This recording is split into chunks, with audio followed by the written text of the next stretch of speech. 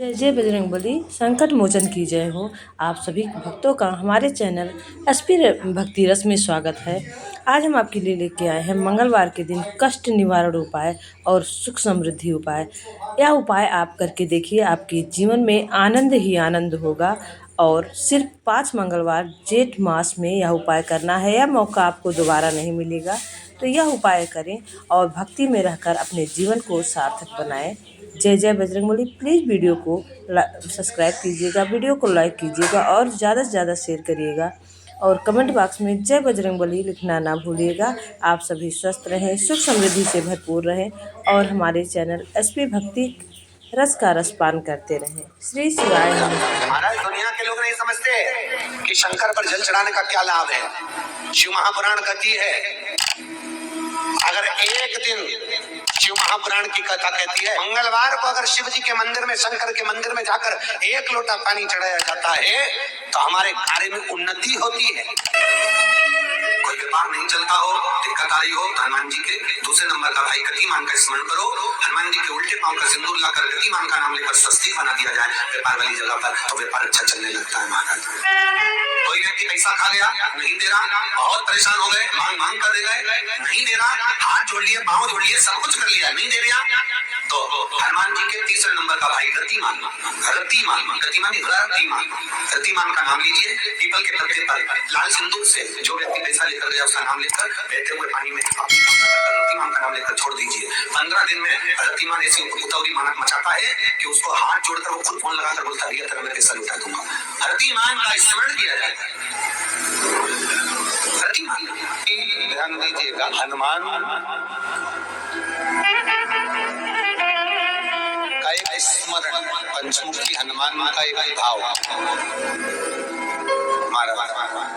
जैसे बहुत ज्यादा तकलीफ अगर व्यक्ति को हो गई है, बहुत कष्टमय जीवन चल रहा है, हार गए हर जगह से और तकलीफमय जीवन चल रहा है, तो पंचमुखी हनुमान का एक शिव महापुराण का और स्कंद पुराण का एक बड़ा सुंदर मंत्र है। उस मंत्र को आप सब एक बार हमारे साथ में बोले, ओम नमो हनुमते रुद्र अवताराय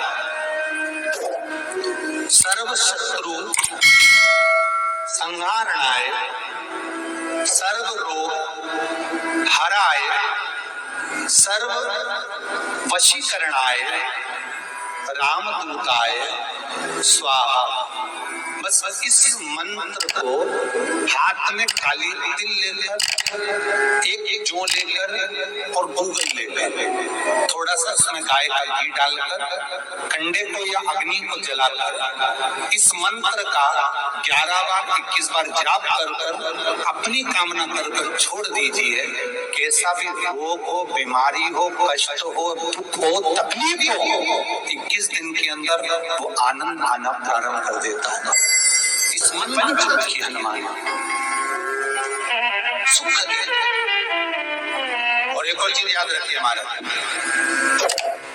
यदि कोई काम के लिए जा रहे हो, कोई व्यापार के लिए जा रहे हो या नौकरी करने के लिए जा रहे हो और लगी नहीं रही, बहुत तकलीफ पा रहे हो, सर्विस ही नहीं लग रही, बहुत कष्टमय हो गया, तो निवेदन करूंगा 5 पीपल के पत्ते पर बेसन के 5 लड्डू घर में बने होंगे, गाय के घी के 5 लड्डू रख लो, उस लड्डू के बीचों बीच एक आटे का दिया और उसमें तिल्ली का तेल डालकर इसी मंत्र का प्रयोग कर पंचमुखी हनुमान का किसी भी हनुमान के मंदिर में जाकर, दक्षिण मुखी हनुमान के मंदिर में जाकर उसको रख कर आ जाइए। इसके बाद आप काम के लिए जाइए, आपका काम सफल हो जाएगा। आपको किसी को नहीं कहना पड़ेगा, कि हाथ जोड़ना नहीं पड़ेगा, किसी के पाँव नहीं पड़ना पड़ेगा, तुरंत काम।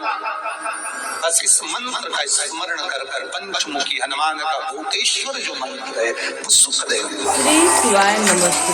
जय जय बजरंगबली। पूरे घर में वास्तु के हिसाब से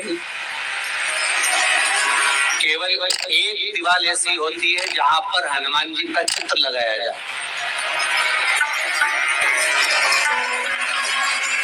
चाहे तुम पर्वत उठाने वाला चित्र लगाओ हनुमान जी का, चाहे बैठे हुए लगाओ, चाहे रामायण पढ़ने वाला लगाओ, चाहे लंका दहन करने वाला लगाओ, चाहे राम नाम जपने वाला लगाओ, चाहे लक्ष्मण को संजीवनी देने वाला लगाओ, चाहे मौन मुद्रा में लगा दो, चाहे स्तुति में लगा दो, चाहे भजन में लगा दो, हनुमान जी का कोई भी चित्र लगता है तो न पूरब में लगेगा, न पश्चिम में लगेगा, न दक्षिण में लगेगा। हनुमान जी का अगर चित्र लगता है तो उत्तर की दीवार में दक्षिण को देते हुए लगता है, केवल एक ही स्थान।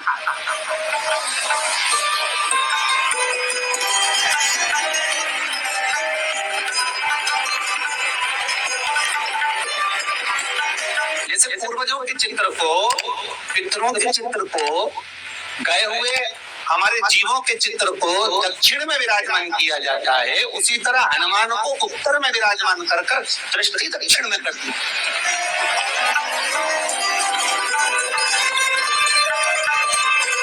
घर में हनुमान जी के जितने फोटो होते हैं उसको केवल दक्षिण दिशा में लगा और उत्तर दिशा में लगा बिठाते थे, और दक्षिण की ओर उनकी दृष्टि होना चाहिए, दक्षिण की ओर उनका मुख होना चाहिए। क्यों महाराज? अगर व्यक्ति के जीवन में कोई बीमारी आने वाली है, व्यक्ति के जीवन में कोई रोग आने वाला है, व्यक्ति के जीवन में अगर कोई कष्ट आने वाला है, व्यक्ति के जीवन में अगर कोई परेशानी आने वाली है, व्यक्ति के जीवन में कोई एक्सीडेंट का योग भी बनने वाला है, तो शास्त्र कहता है वो दिशा दक्षिण से ही बनता है।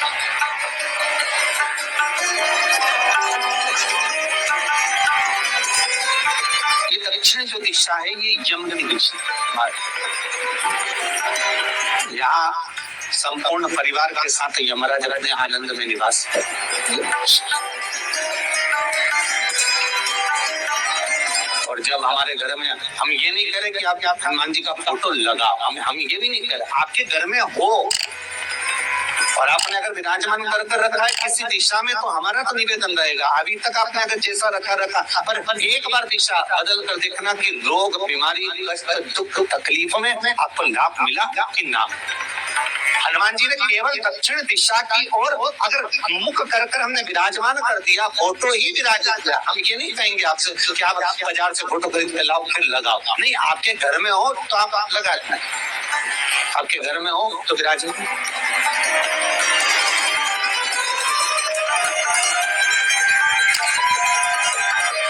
अच्छा, कितनी विपरीतता है वो भी आप जरा जानिएगा महाराज, कि शंकर भगवान के ऊपर जो जल चढ़ाया जाता है उसकी जलाधारी उत्तर में जाता है महाराज।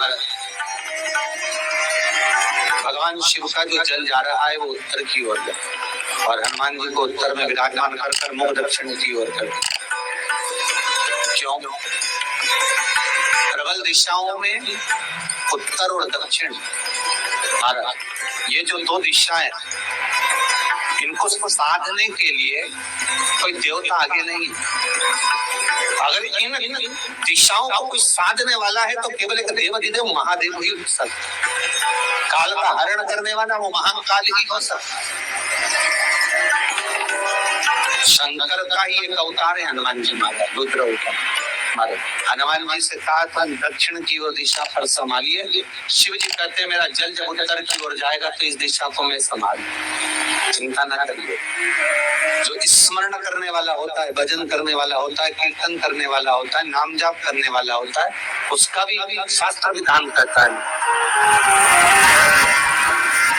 उसका भी व्याख्यान वर्णन करता है कि जैसे एक दिशा के रूप में हनुमान जी महाराज को विराजमान कर दक्षिण की दिशा पर हम विजय प्राप्त, रोग पर, बीमारी पर, कष्ट पर, तकलीफ पर हम विजय प्राप्त कर सकते। ऐसा नहीं कि ऐसा कोई रोग नहीं जिसकी दवा है, पर जब तक भगवान की कृपा नहीं होगी तब तक कोई औषधि मिल सकती नहीं, कुछ प्राप्त नहीं हो सकती। जब भगवान करुणा करते हैं तो आप रूप कुछ ना कुछ सुख की अनुभूति हो जाती है, अपने आप सुख का भान हो जाता है।